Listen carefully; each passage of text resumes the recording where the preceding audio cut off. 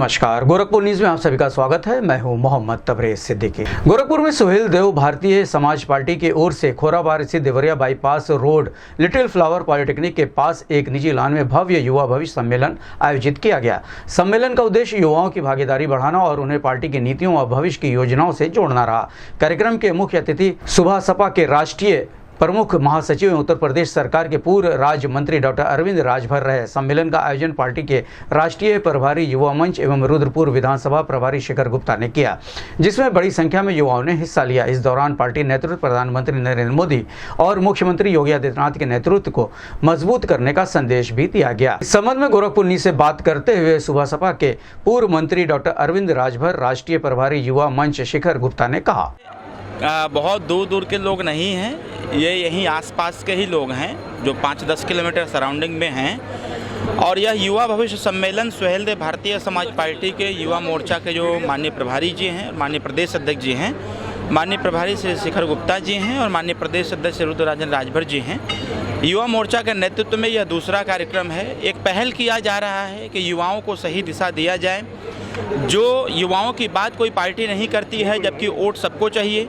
उनके हक, हिस्सा, अधिकार, उनके भागीदारी, उनका भविष्य क्या है। अगर बच्चा पढ़ लिख लिया, युवा वर्ग पढ़ लिख लिया है तो बेरोजगारी का जो दंश झेल रहा है इसको कैसे दूर किया जा सकता है। पीढ़ी दर पीढ़ी सिर्फ समस्याएं ही ट्रांसफ़र हो रही हैं, बल्कि उसका समाधान नहीं हो पा रहा है। इसलिए हम सब लोगों ने तय किया,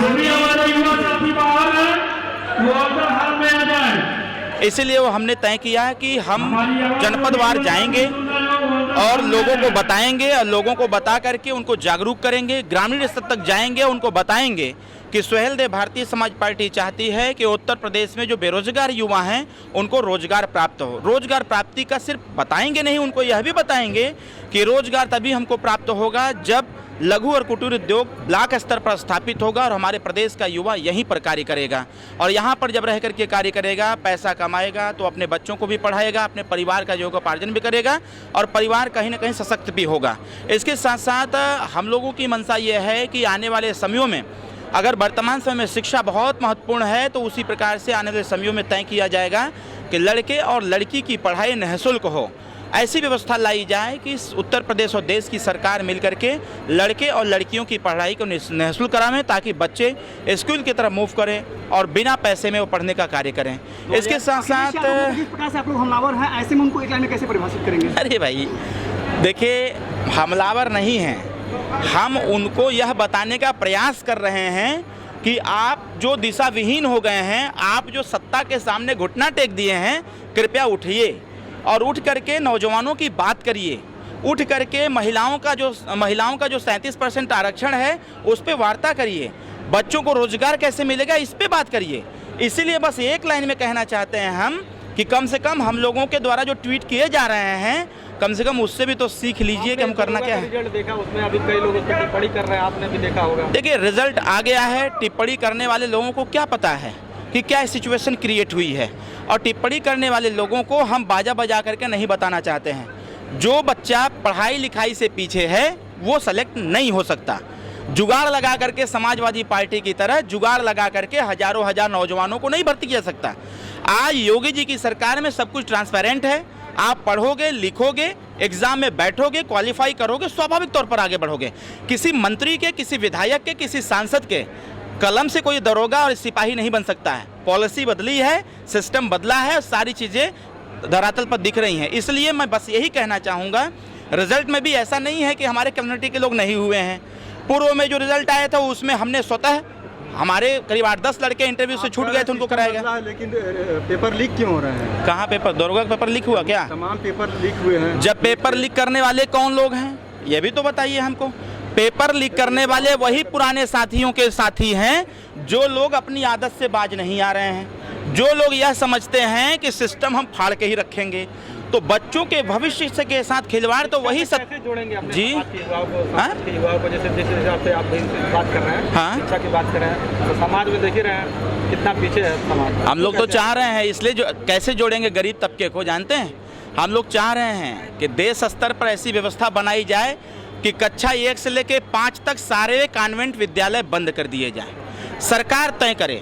अगर सरकारी तंत्र के माध्यम से सरकारी विद्यालय खोले गए हैं तो चाहे जो हों ऐसी व्यवस्था बनाई जाए, चाहे जिसके घर का लड़का हो, कक्षा 1 से 5 तक उनको प्राइमरी विद्यालय सरकारी में पढ़ना अनिवार्य किया जाए, पहला काम। दूसरा काम यह कि जिस प्रकार से कॉन्वेंट विद्यालय अपने भवन का निर्माण करते हैं, रखरखाव रखते हैं, सारी व्यवस्था देते हैं, एज इट इज़ कॉन्वेंट विद्यालय के ही तर्ज पर सरकारी विद्यालय का भी निर्माण किया जाए, उनकी व्यवस्थाएं लाई जाएं। अगर ट्रांसपोर्टेशन का कार्य प्राइवेट विद्यालय देता है तो सरकारी विद्यालय को भी सरकार की तरफ से ट्रांसपोर्टेशन की व्यवस्था देनी पड़ेगी। अगर एसी की व्यवस्था है तो एसी भी देना पड़ेगा। शिक्षा में सिर्फ कहने से बदलाव नहीं होता, जब तक सिस्टम नहीं बदलेगा तब तक शिक्षा का स्तर भी नहीं बदलने वाला। हम ही को बना दीजिए, सीट लाएंगे तभी तो बनेंगे। भाई मैं क्या कह रहा हूँ, अभी हमारे योगी आदित्यनाथ जी उत्तर प्रदेश के मुख्यमंत्री हैं, उनके नेतृत्व में काम चल रहा है। यहाँ अभी मुख्यमंत्री का प्रश्न नहीं खड़ा होता है। अगर आपका प्रश्न यह रहता है कि कितनी सीट आप पाएंगे तब मैं बताता।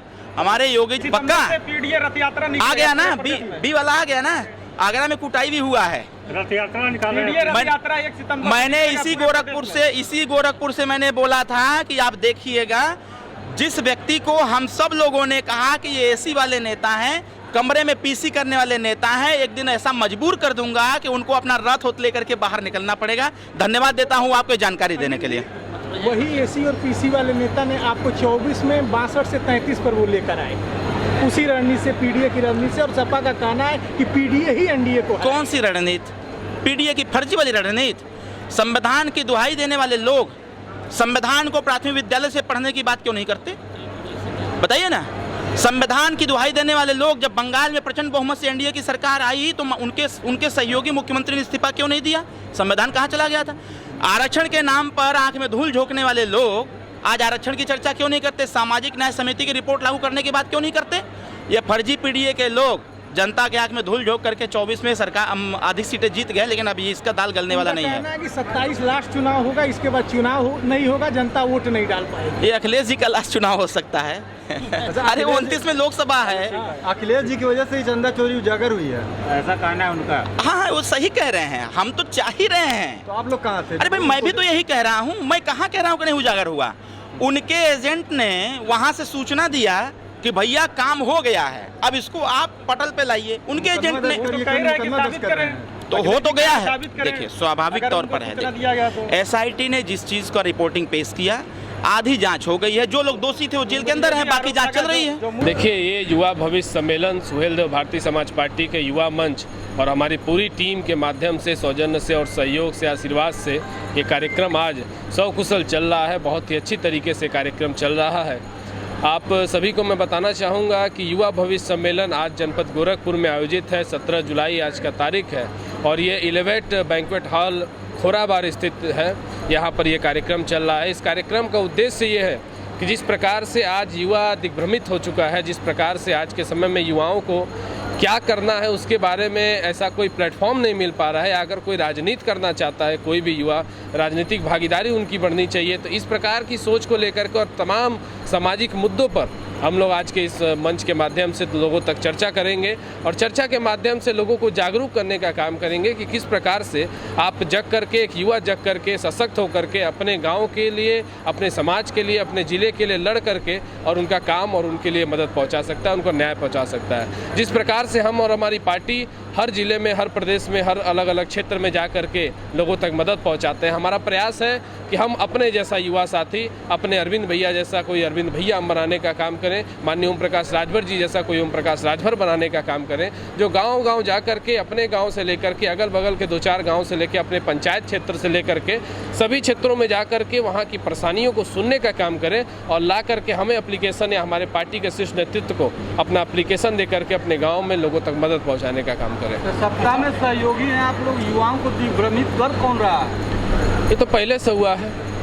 देखिए, युवा दिग्भ्रमित कहने का मतलब ये है हमारा कि युवा को ये अभी नहीं, देखिए कोई भी पार्टी युवाओं के लिए नहीं सोच रही है। मैक्सिमम लोग, मैं ये ऐसे कह सकता हूँ कि बहुत से ऐसे जनप्रतिनिधि, माननीय जनप्रतिनिधि होते हैं जिनको ये लगता है कि एक युवा उनके साथ चल करके सिर्फ उनके कार्यक्रमों में ताली बजा सकता है। इसलिए हम ये कहना चाहेंगे कि हमारे जैसे जो युवा हैं, हमारे जो ये युवा साथी जनपद गोरखपुर के आज इस कार्यक्रम में इकट्ठा हुए हैं, ये आपके साथ या जिस भी जनपद में, अभी हम लोगों ने इससे पूर्व में 26 जून को आजमगढ़ में ये कार्यक्रम किया, तो 26 जून के उस कार्यक्रम में हमने भी ये बात कही, आज भी मैं ये बात कह रहा हूँ कि जो युवा आपके साथ खड़े होकर के आपके लिए ताली बजा सकता है, तो अपने मेहनत और अपने संघर्ष के बदौलत लोगों से अपने लिए ताली बजवा भी सकता है। इस प्रकार की सोच को लेकर के हम लोग ये कार्यक्रम कर रहे हैं। आपने युवा राजनीति की बात कही है, लेकिन राजनीति की जो पाठशाला गोरखपुर विश्वविद्यालय, जो चुनाव होते थे छात्रों के, वो बंद हो चुके हैं इस सरकार में।